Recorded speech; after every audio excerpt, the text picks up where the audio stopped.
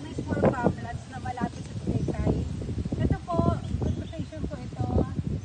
Located po ito ng Barangay Susugin, Alfonso, Cavite. So 7 minutes drive lang po ito sa Welcome Alfonso. Tagaytay Highway po yan. Tapos 3 minutes sa Palengke, public market ng Alfonso.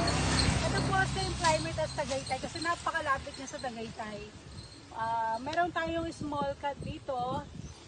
Then kami po ay taxes niya, all taxes, expenses niya sa pag-transfer ng title ay shoulder na po namin yan. So magda-down payment ka lang. Upon 30% down payment, turnover na po kami ng lupa. Ang kinagandahan, itong lupa na ito ay malapit po sa lahat. Malapit sa kinakayo. Barangay Road na to.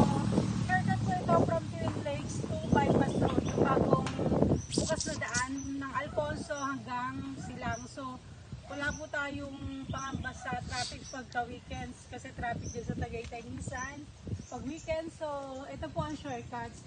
So ito po lote na to, good for Airbnb po ito. So swak po ito for business. Ang mga restaurant po dito sa Alfonso nasa alam pa lang po. Offer po kami ng